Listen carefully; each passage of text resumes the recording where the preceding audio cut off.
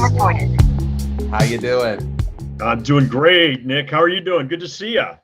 You too. Thanks for joining the podcast. I've really gotten to enjoy getting to know you a little better through the Tony P's networking events here in Chicago.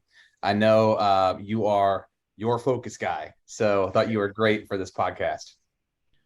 Yeah. No, really good to get to know you and meet you. And you guys did a great job the other day on the panel. That was really awesome. So, at those events, there's so many people, you don't really have a chance to like sit down for a half an hour and talk. So I'm looking forward to this for sure.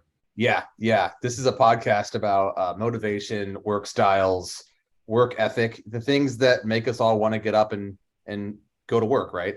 And I guess the first question I'd have for you is, are you safe? Because here we are in this crazy torrential downpour. Tornado sirens are going off here in Chicago. It's early June, it's unpredictable. I love it. I'm on the 27th floor right down by the river. So the alarms were going off before they ended like 5 minutes ago. I was a little worried about that because they normally don't go off, but I love it, man. I love it. It's just like the power of the universe. It's right there, man. Yeah, it's so crazy how that works. Like when you can see I call it the insensitive nature of nature, right? Like it just doesn't care. Us humans are pretty acclimated to our city environment, but once you throw some rain like this, some tornadoes, it gets pretty scary pretty quick. Yeah, Mother Nature doesn't really care. She's going to blow through if she wants to, and that's it. So I love it. I love it. The lightning and everything. It's kind of cleared up now, but yeah, it's all good.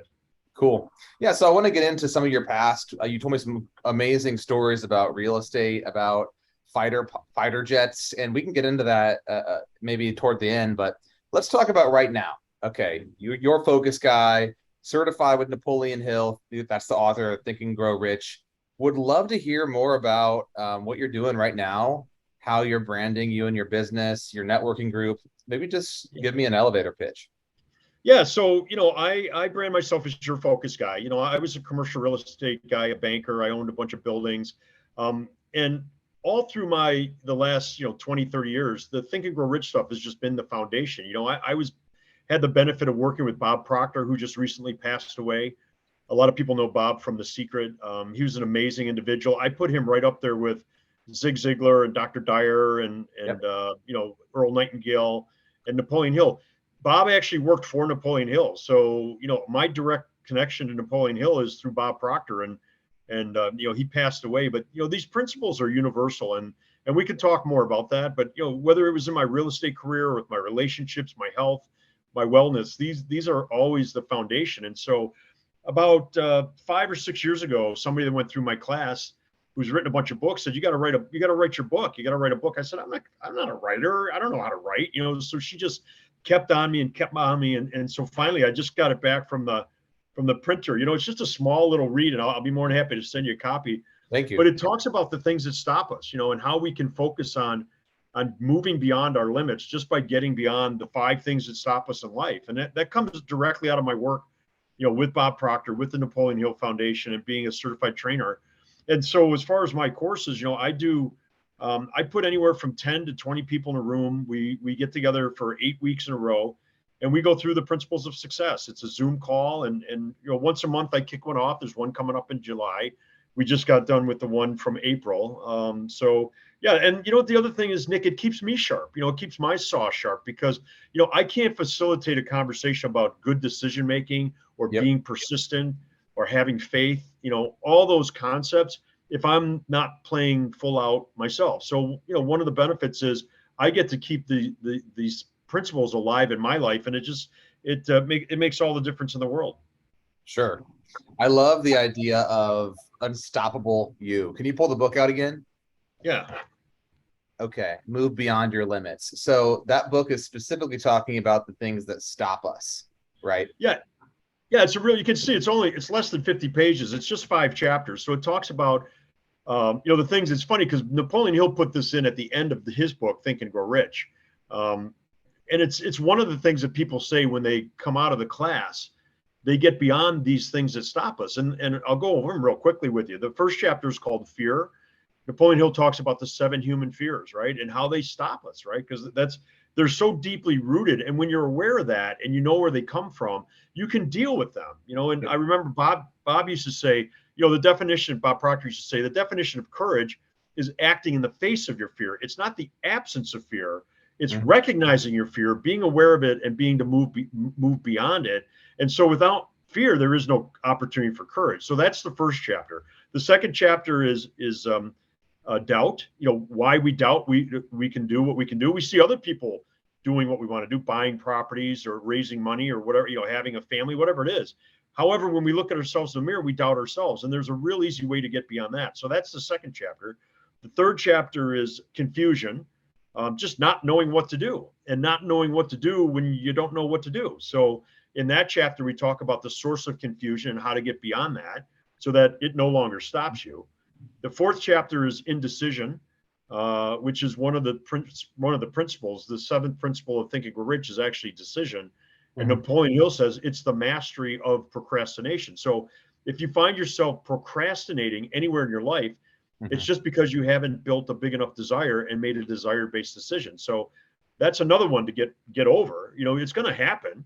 We all procrastinate. How do you get over it, right? How do you get beyond that? And then the last chapter is called worries. Bob used to always tell me, if you trust, you don't worry. And when you worry, you don't trust. So if there's anything that you're worried about, it's just because you have a lack of trust. So that's probably one of the easiest ones to get beyond, because you just look and say, hold on, what am I worried about? Is it worried about my career, worried about money, worried about my relationships? And all you have to do is figure out where you're lacking trust in that particular area, and worry goes right out the window. So that's what the book is about. It's a real quick little read, but it's powerful stuff. Yeah, I'd love to read it. Thanks for telling me all about the different chapters. And a couple things that I took out of that. You mentioned fear, you mentioned worry, and those two words almost stung my heart, because I know exactly what those things feel like, and it is debilitating. I can be so inept with my product. I can be so great with telling stories, being a sales guy, but if I don't trust, and I'm my manager, or I don't trust the guy on the call with me, or I'm worried about what happens if I don't make my number, it just totally derails the whole day. And I like what you said about, I think if I could put it in my words, like practical tips, practical solutions for once you can understand fear, once you can understand the things that stop you, then you can create solutions for them. So that's what I heard from you. Yeah, 100%. And again, Bob was my mentor for many years, and I had the benefit. It's so sad that he's no longer with us. We can't spend some time with him. But he used to tell me, he said, Carl, you're never going to give meaning to something you don't direct.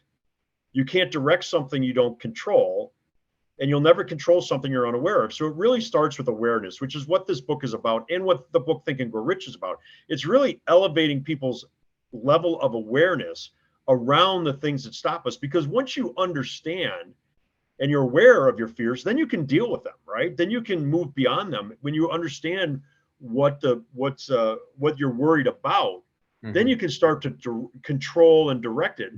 However, many people walk around just completely unaware, and they're not even aware of their lack of awareness. So that's one of the biggest things that I got out of my work with Napoleon Hill, and it's what I put into this book. It's about bringing awareness to these things, because once you're aware of them, then you can control them and direct them and move beyond them. Yeah. I put Napoleon Hill, Think and Grow Rich, up there with like the sacred texts of business, of sales, of anything that has to do with the professional environment. Dale Carnegie, Napoleon Hill, Stephen Covey, these are like must reads for anyone trying to, be successful in a career. So so glad that you got to spend time with Bob, and he distilled, it sounds like, or studied under Napoleon Hill. And I'm lucky to get to talk to you and get some of those learnings today. Yeah, and the foundation's really phenomenal. I mean, people like Sharon Lechter, who was one of the co-creators of Rich Dad, Poor Dad. Of course, Bob. I mean, there's just Don Green, who's the chairman.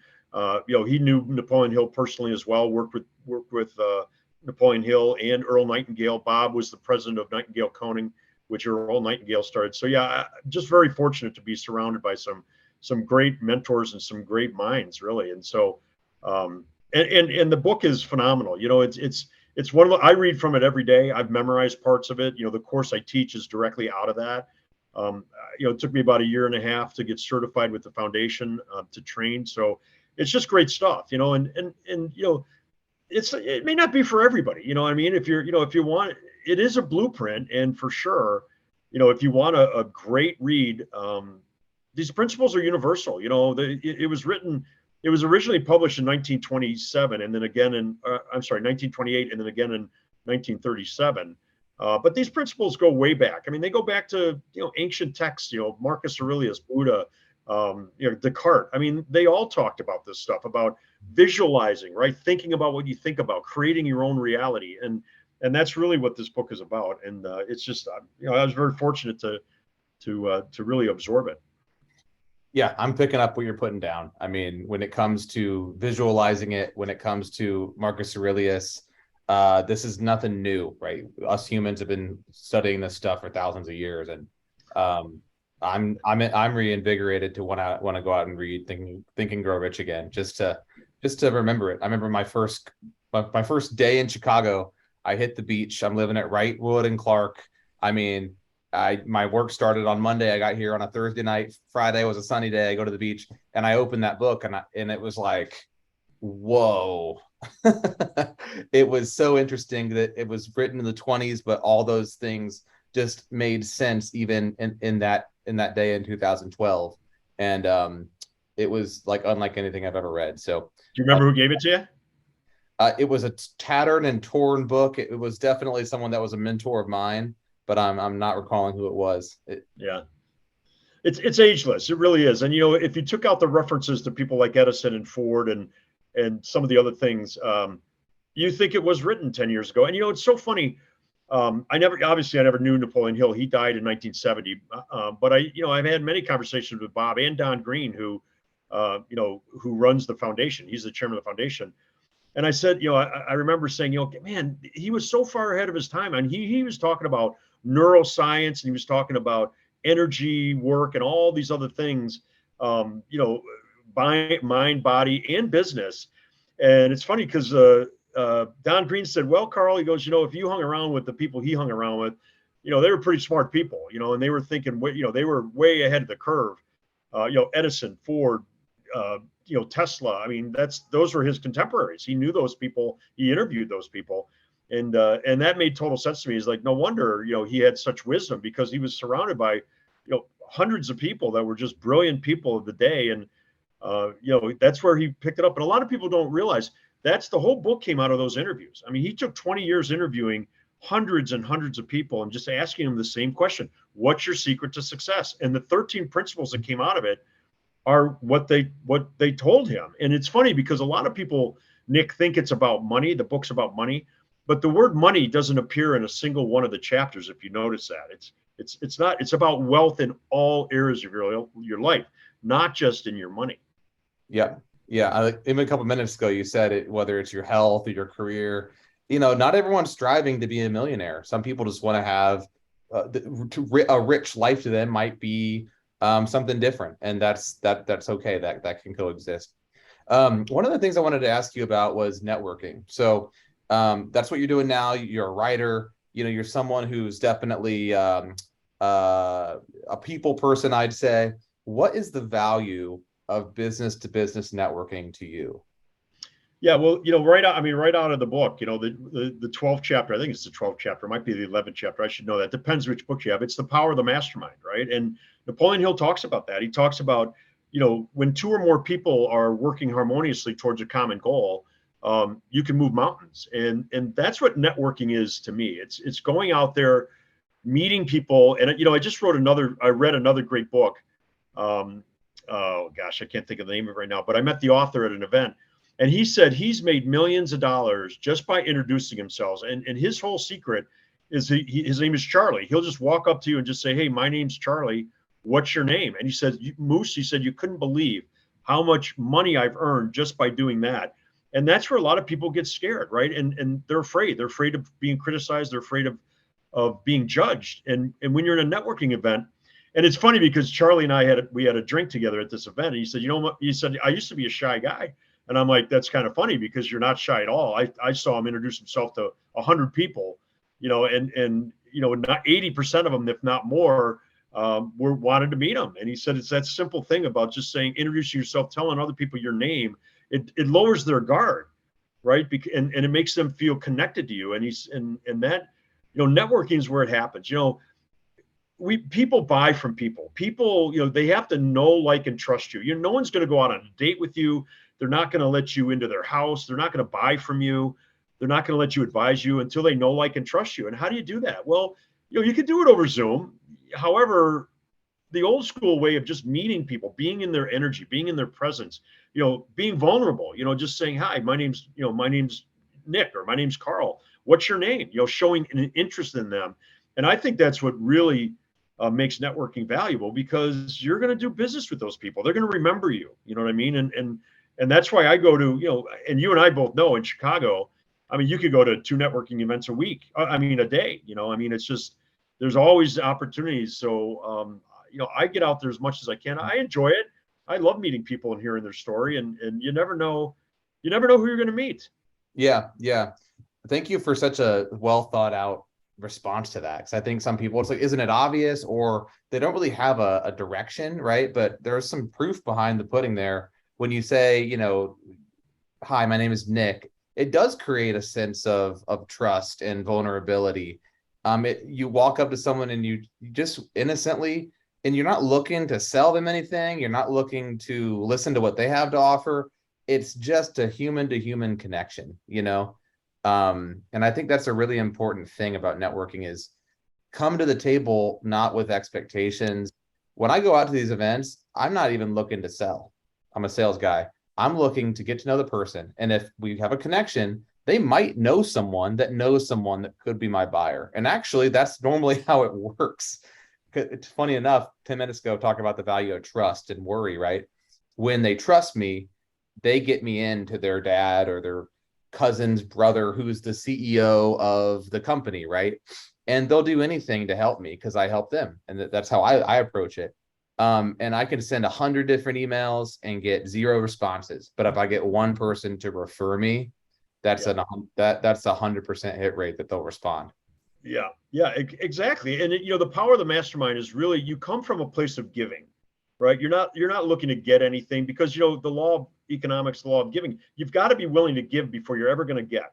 And so when you come from that space, you just you want to get to know the people. You want to just give them an opportunity to introduce themselves, right? And to respond with their name. He showed me something very funny, which was kind of an interesting thing.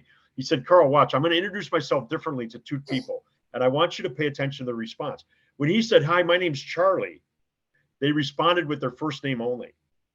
When he reached out his hand and said, hey, my name is Charlie Donlin, they responded with their first name and their last name. So there's some psychology behind it. You know what I mean? And I thought it was very interesting. But he said the main thing is I just make connections with people. He said one of the people I did the most business with ever is a guy that owned a limo service that he met years ago, a guy named Vinny, and he was just a big, intimidating guy from New York. But Vinny introduced himself and said, hey, my name's Vinny. What's your name? And from then, they've had a lifelong relationship, where if Vinny didn't do that, they probably just would have never met each other. Mm-hmm. So I'm going to challenge you here. There's a couple of things I'm thinking about, because if let's say that I'm someone that might be a little timid or doesn't really buy the ROI of spending, call it 3 hours a week networking. If you're someone who's concerned about focus, right? And you go to these events and you meet people, what I want to know, devil's advocate, is how does someone focus on these events to make it worth their time, right? Yeah. Are you asking people in a networking context to not have an expectation on their time, or are you saying that focus doesn't matter? Help me understand, how do both those mindsets win? Sure. Well, I think you have to be, your time is your most valuable asset. You and I both know that, Nick. So you want to make sure that you're going to events that are going to be worth your effort, worth your time, right? And that's sometimes hard to measure.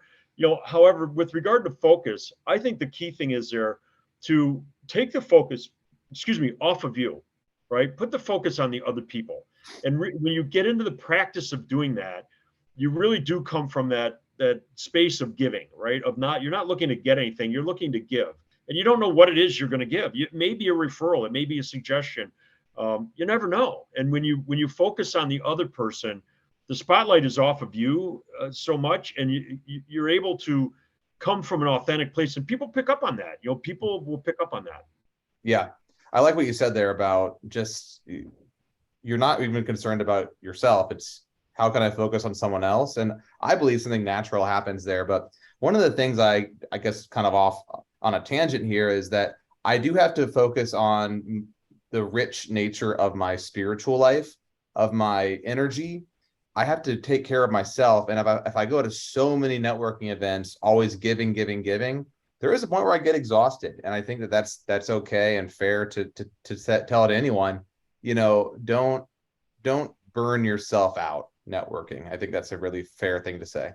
I totally agree with you. And it's a balance, right? It's just like mind and body. It's a balance, you know what I mean? And so I think it's really important. It just so happens Tony and I get along really well. And so Tony fills up my calendar quite a bit, so, from that perspective, I usually check before I start looking at other events to go to. I see what he's up to, and I might even shoot him a text, say what's coming up, so you want to find your niche. You want to find a group that you resonate with, right? That you have this similar energy, that people there are up to playing the same game. Not every group is for everybody, you know what I mean? And there's in Chicago, we're very fortunate. In Chicago, we have all kinds of groups that are always coming and going. And, I've been to a few that I don't resonate with it. So I don't go back, and I think being open to that and being intentional with regard to, really finding a group that you resonate with is really important, because it's just like anything else. If your energy is off and they're, with their energy, you're going to get drained really quickly. You know what I mean? Exactly. It's like a 24 volt and a 12 volt battery. If you're not on the same frequency and the same wavelength, you're going to drain your energy really quickly. So that's a key thing, is really being present to the energy of the group. And if you don't follow your intuition is another thing. By the way, that's the 13th principle, is your intuition, right? Your sixth sense. Like, if you go to an event and it doesn't jive with you, and you just walk away going, gosh, don't go back. I mean, you'll find another one. Follow your intuition and be present to the energy in the room, because that's really important. You'll get drained really quickly if you're in an energy suck type scenario. Yeah, so you could almost say you're almost risk mitigating, or for the time constraint, right? By being in the right rooms, listen to your intuition and say, if I'm not getting something out of this networking event, it's not networking events in general. It might just be that group. It might just be those people. It's just off, and that's okay. Pivot and try it again next week. Yeah, exactly. Networking, if you're in business, networking is a key component. I mean, if you're not networking, you're really missing the boat. And I would tell any salesman that I train, absolutely, you want to go to 2 to 3 networking events, the right ones, on average a week. You want to go to a convention once a quarter. You want to get out there. You want to keep your skills sharp. You want to meet people. You want to tell people what you're up to. And again, when you come from that place of how can I serve this group? How can I give to this group? Right? You're going to find yourself having more energy, right? And being more receptive, and more people are going to be receptive of you, because they pick up on that, right? If there's takers and haters in the world, you can pick up on it like that. You can really pick up on somebody else that's a giver, because they just have a different energy. You know what I mean? So, be that person, be the person that shows up, and believe me, you will get plenty. Just the law of increasing returns and the law of reciprocity. You will get whatever you give, you'll get back in tenfold. So if you're going there just looking to get business without giving anything, you're going to have a hard time. Sure. I totally agree with that too. I find that when I give, I get, and it somehow that was just an okay event. I gave, and let's just go on with my week. And then somehow someone creates some sort of a connection through LinkedIn or something, or they might know someone. It's like, oh geez, like if I didn't go to that event, this amazing thing wouldn't have happened. And it's interesting you say that, because it doesn't always come. Listen, the universe is like a perfect mirror, right? Whatever you put out there, you're going to get back. You can't stand in front of your mirror in the bedroom or in the bathroom and hold up an orange and the reflection's an apple. It just doesn't work that way. The universe is the same way. So whatever you put out there, you're going to get back tenfold. Now, it may not come from the direction you put it in, right? You might go to a networking event and never get a referral from that group directly, but indirectly, something will happen, because that's just the way nature works. It's the way the universe works. So you will get something back over time, and it may not be directly from that particular group, but the universe recognizes your effort and recognize that energy, and it will reflect back to you exactly what you put out there. Yep. Thinking about some of the things you told me, decision making. So here you are in the 2008 financial crisis in commercial real estate. I think I have that story correct, right? That timeline. Yeah. Oh yeah. We owned about 22 buildings right there. We got clobbered. I'd love to hear more about that specific point in history and your decision to maybe do something else, or how you were able to get back on your feet and find something else or something similar. Yeah. So I was a banker and I was doing multifamily lending. I had clients that came to this country with nothing and now had hundreds of millions of dollars in apartment buildings. So I did that for about 8 years before I finally pulled the trigger, right? Because I was operating out of fear. I wasn't. This was back. This was a long, 20 years, almost 20 years ago. So I finally pulled the trigger and bought an 18-unit building, and that's a whole nother story that we can talk about next time we have a beer, because it's a little more involved. And then I started buying buildings, right? I started buying buildings. This was back in 2004, 2005, 2006, 2007. We had partners. Things were cruising along. We had about a 5 or 6 year plan. They were all financed accordingly.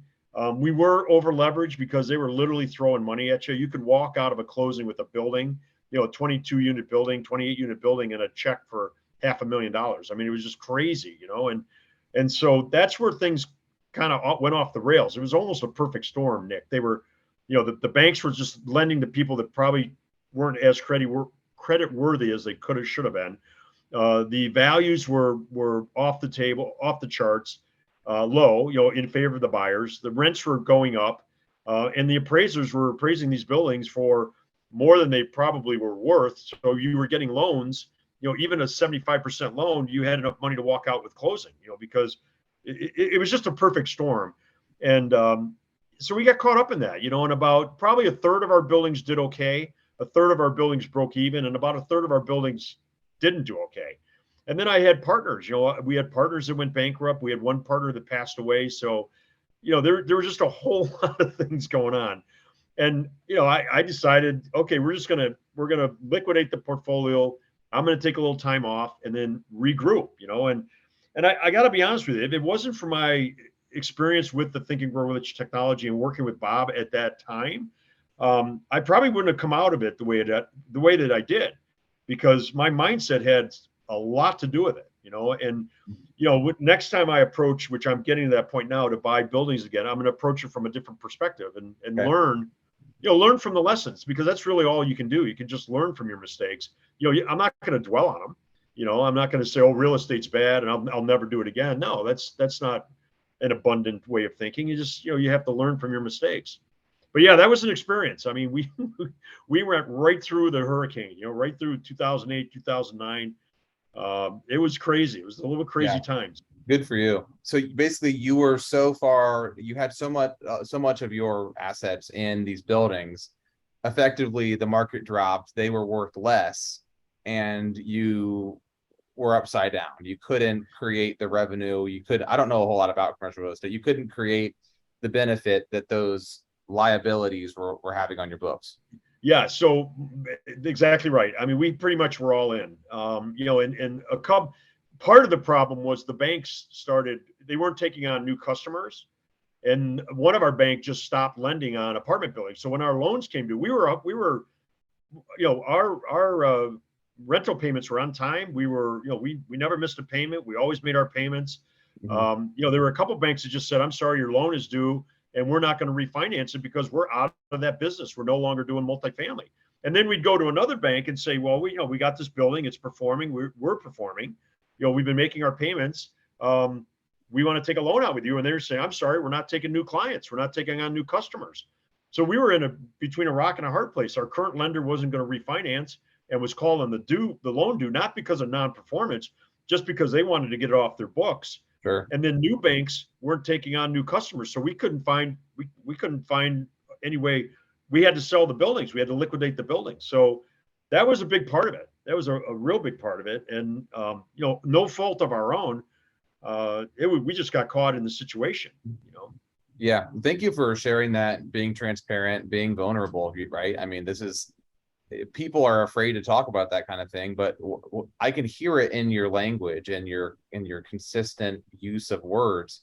An abundance mentality says, take what you did there, learn from it, and continue to build a life that's rich, continue to build abundance, reset your chess pieces, figure out a way to hop back in, and then you're so much more ready based on that experience to go out and crush it again.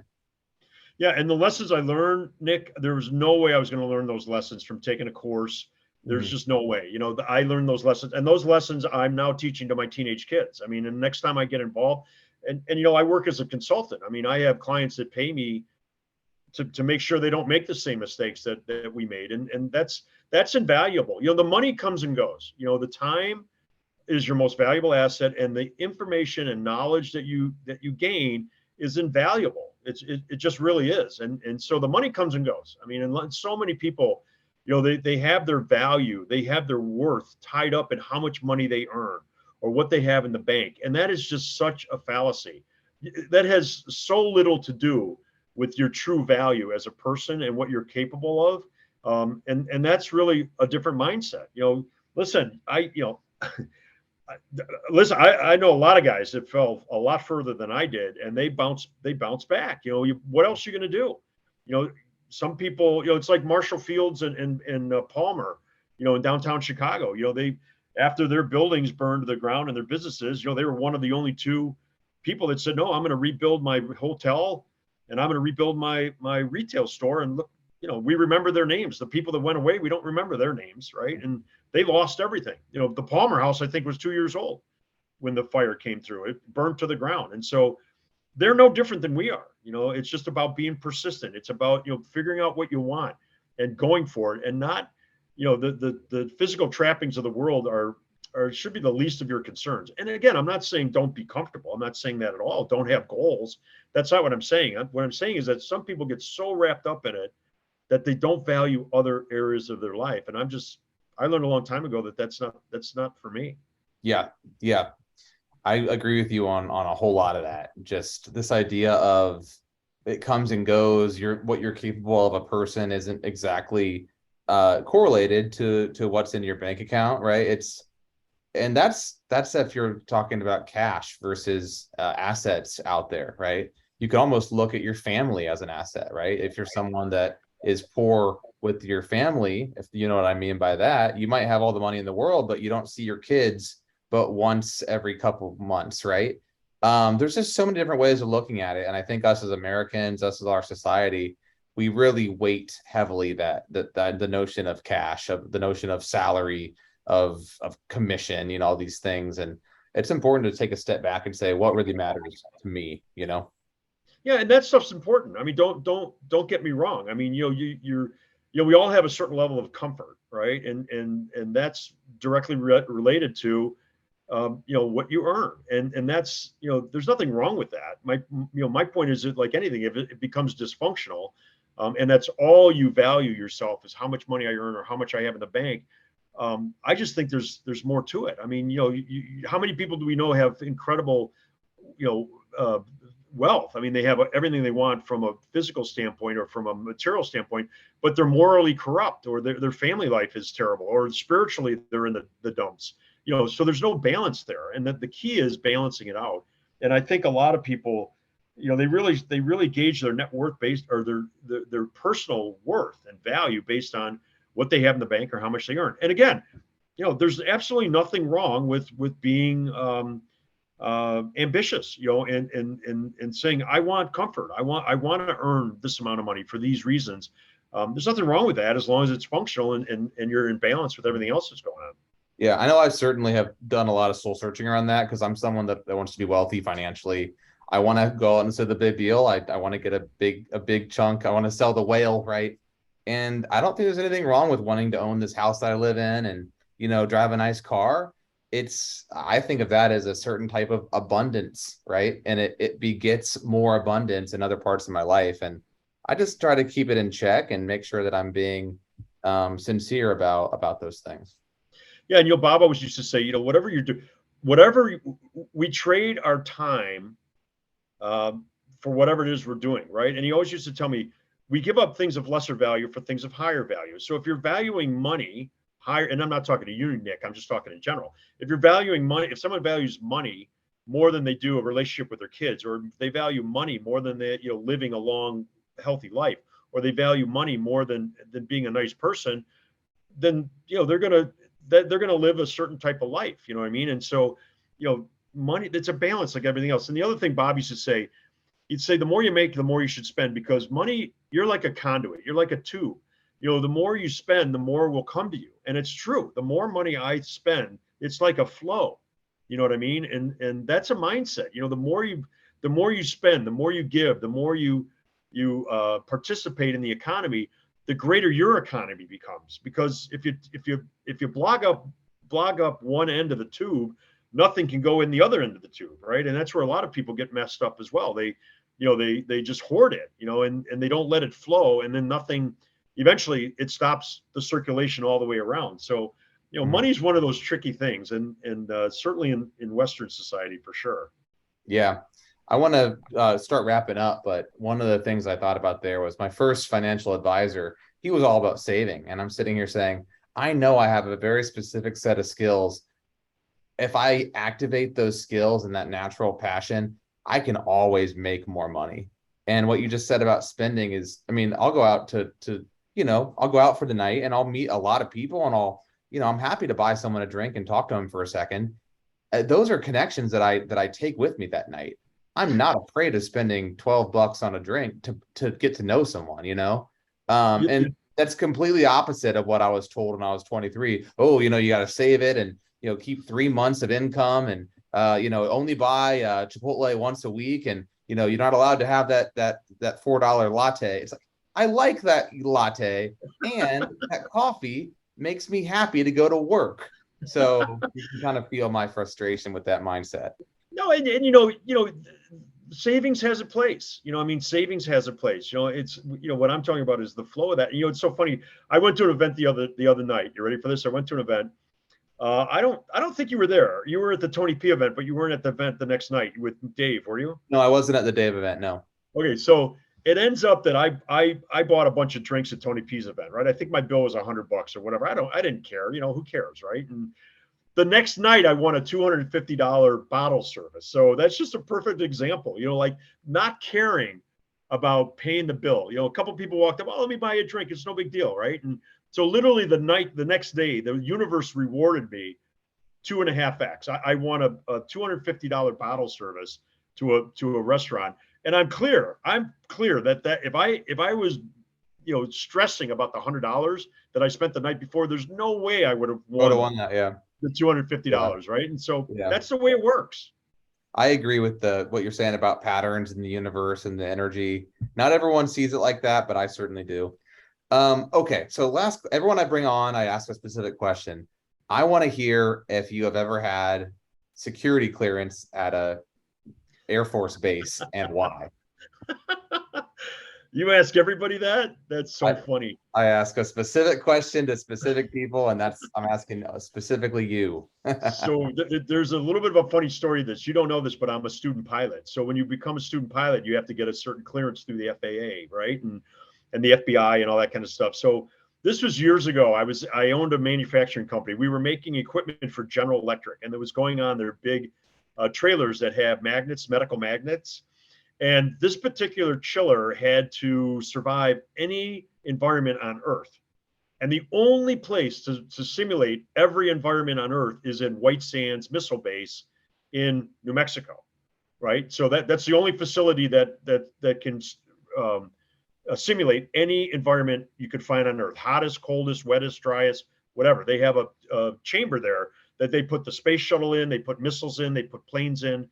So we had to, General Electric contracted for us to go out there for 10 days and babysit our chiller while they ran it through its paces. So we had to get level 4 clearance, which is pretty high up.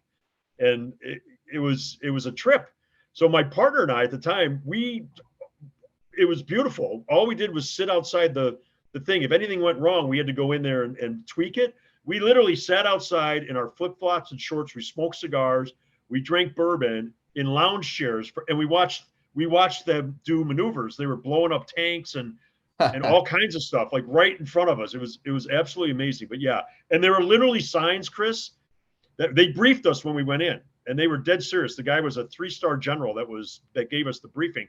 He said, "Do not wander, you will be shot." There were signs that say, "Beyond this point, deadly force." And they said there are snipers out there that will literally shoot you. And I'm like, I thought he was kidding. And the guy looked at me and said, "No, he's not kidding. Like, don't. If you see a sign that says do not proceed, go past the spot, deadly force, don't go past there." Right. So we had a good time. That was definitely a good time. Yeah. So basically, you guys did something that allowed you to feel good enough to be in flip flops and have cigars and drink some bourbon. Was it a big sale of the equipment you were selling? Oh yeah. That was the final test. We were selling 2 or 3 of those a day. They were as big as a car. I think the least expensive one was a 22,000. The most expensive one was about 40,000. So yeah, we were doing pretty well with that. And that was the final test. If we passed that test, which we did, then they gave us a big order.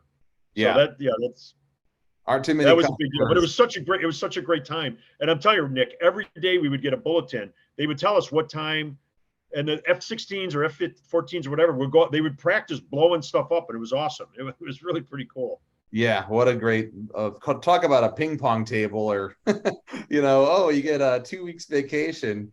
That's a perk that not many people get to enjoy. Yeah, we were out there for 10 days. It was a good time.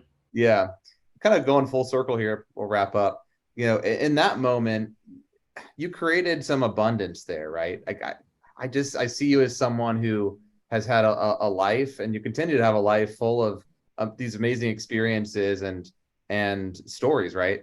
And I just maybe want to ask you broadly, like in that moment, did you do anything with the Napoleon Hill mindset that maybe brought you to that moment, right? To win that whale of the U.S. government as the customer, right? Tell me more about that. It's funny because I was an athlete all my life, so visualization was a big deal, right? And I wasn't heavy into it at that moment, right? This was quite a while ago, and I hadn't met Bob yet, but I always enjoyed reading things about self-improvement, right? How do you work on yourself? How do you get stronger physically and mentally, right? And so, without really knowing it, Nick, I was using the principles. I couldn't articulate it the way I can today because I spent 30 years studying it. However, I can look back and say, yes, I was being persistent. I made a decision. We had a manufacturer, and my partner and I looked at each other one day and said, to hell with it, we're going to start our own company. And we started our own company, right? And believe me, we went through some ups and downs. I was using these principles, even though I couldn't articulate it. I couldn't tell you exactly what the 5th principle was or what the 7th principle was, like I can now because I've studied it. However, I was using those principles. And it's funny because in the introduction of the book, Think and Grow Rich, Napoleon Hill says, I've never met somebody that used these principles that didn't succeed. And I've never met a successful person that didn't use these principles, whether they knew it or not, right? Whether they knew it or not. And I was using those principles. I just didn't know it at the time, and again, we were persistent, right? We knew what we wanted. We were adding value. We leveraged other people's knowledge, right? When other people's fear came up, we stood our ground and we won the contract where other people walked away, right?